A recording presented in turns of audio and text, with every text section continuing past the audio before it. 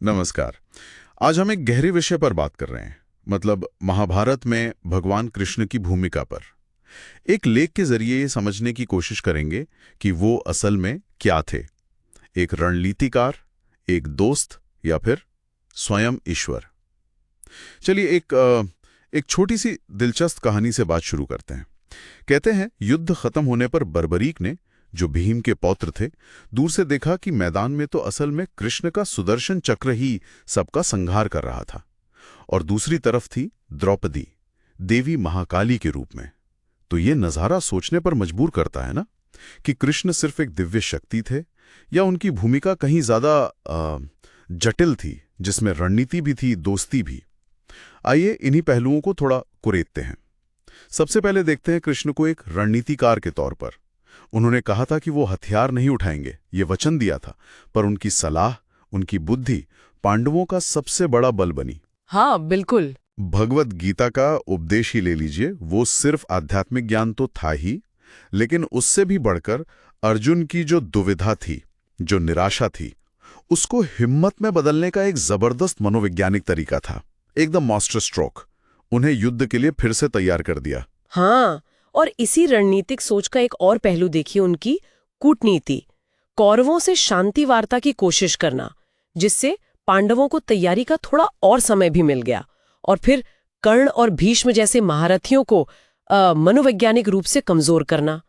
दिलचस्प बात यह है कि उन्होंने धर्म की रक्षा के लिए, मतलब जिसे हम एक तरह से नैतिक कर्तव्य कह सकते हैं, कई बार ऐसे फैसले लिए जो सुनने में कठोर लगते हैं। जैसे शिखंडी को भीष्म के सामने लाना, या फिर युधिष्ठिर को अश्वत्थामा की मृत्यु के बारे में वो आधा सच कहने के लिए प्रेरित करना। उनका मानना था कि बड़े लक्ष्य के लिए, धर्म की स्थापना के लिए कभी कभी नियमों को थोड़ा लचीला बनाना पड़ता है, थोड़ी ढील देनी पड़ती है। लेकिन वो सिर्फ दिमाग से ही नहीं सोच रहे थे, वो दिल से भी जुड़े थे, खासकर अर्जुन के साथ। सोचिए, एक राजा होते हुए भी अर्जुन का सारथी बनना चुना उन्होंने। ये उनकी दोस्ती और विनम्रता दिखाता है ना? बिल्कुल। युद्ध की उस भयानक उथल-पुथल के बीच उनकी मौजूदगी एक शांति देने वाली शक्ति थी। हाँ, और ये दोस्ती सिर्फ हौसला बढ़ाने वाली ही नहीं थी, ये सच का आईना दिखाने वाली भी थी। जब अर्जुन हिचकिचाए अपने ही प्रियजनों पर तीर चलाने से, भीष्म पर, द्रोण पर, तो कृष्ण ने उन्हें पुचकारा नहीं, बल्कि उनके मोह पर सवाल उठाया, उन्हें क्षत्रिय धर्म निभाने को कहा। सही बात है। और मुश्किल वक्त में भी साथ खड़े रहे।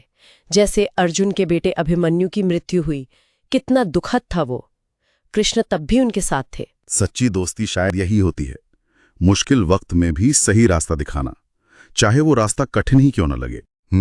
और फिर आता है उनका ईश्वर वाला पहलू। गीता में अर्जुन को अपना विराट स्वरूप दिखाना, वो विशाल ब्रह्मांडीय रूप, ये याद दिलाने के लिए कि ये युद्ध सिर्फ जमीन का टुकड़ा जीतने के लिए नहीं है, ये एक बड़ी दिव्य योजना का हिस्सा है। यही बात और गहरी हो जाती है। बिल्कुल, ये उनकी ईश्वर होने की एक झलक थी। उनके चमत्कार भी देखिए, जैसे द्रौपदी का चीरहरण रोकना, या जयद्रथ के वध के लिए वो सूर्यास्त का भ्रम पैदा करना।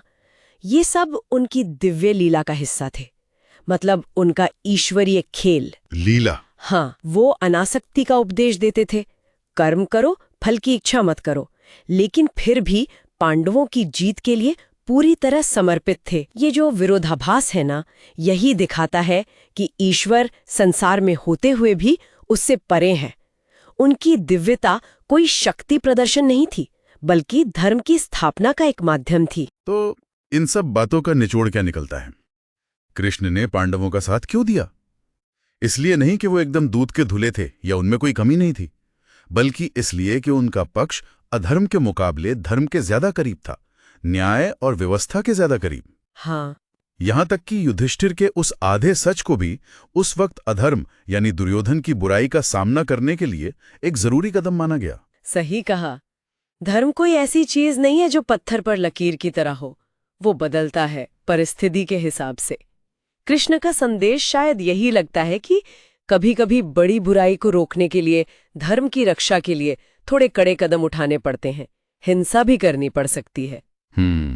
और ये आज भी हमें सोचने पर मजबूर करता है ना, कि जब हम अन्याय देखें तो क्या चुपचाप खड़े रहें, या फिर जो सही है उसके लिए कोशिश करें, भले ही हमारे तरीके हमेशा एकदम आदर्श ना हो। कृष्ण की विरासत यही सिखाती है कि धर्म सिर्फ नियम नहीं है, वो ज्ञान, कर्म और विवेक का एक मिला-जुला रूप है, एक संतुलन है। तो कुल मिलाकर कृष्ण को किसी एक खांचे में बांधना बहुत मुश्किल है। वो एक व्यवहारिक रणनीतिकार थे, एक सच्चे दोस्त भी, और एक ऐसे ईश्वर जो रहस्यमयी होते हुए भी हमें अपने करीब लगते हैं। महाभारत में उनकी भूमिका हमें यही याद दिलाती है कि जीवन की लड़ाइयां अक्सर सीधी नहीं होती। उनमें सूझबूझ चाहिए, हिम्मत चाहिए और एक ऊंचे मकसद पर यकीन होना चाहिए।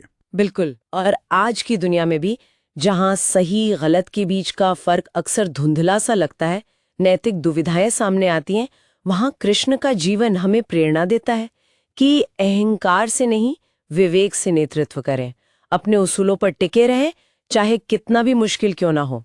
और ये समझें कि कभी-कभी अगर मकसद नेक है तो शायद लक्ष्य तक पहुंचने के साधन भी सही ठहराए जा सकते हैं। जैसा गीता में कहा गया है, यदा यदा ही धर्मस्य ग्लानिर्भवति भारतः, जब जब धर्म की हानि होती है, अधर्म बढ़ता है, तब तब मैं संतुलन बनाने के लिए अवतार लेता हूँ।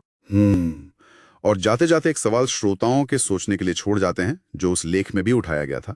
क्या कृष्ण का ये नजरिया कि लक्ष्य प्राप्ति के लिए साधन उचित हो सकते हैं, आज की दुनिया में भी उतना ही प्रासंगिक है? इस पर विचार जरूर कीजिएगा।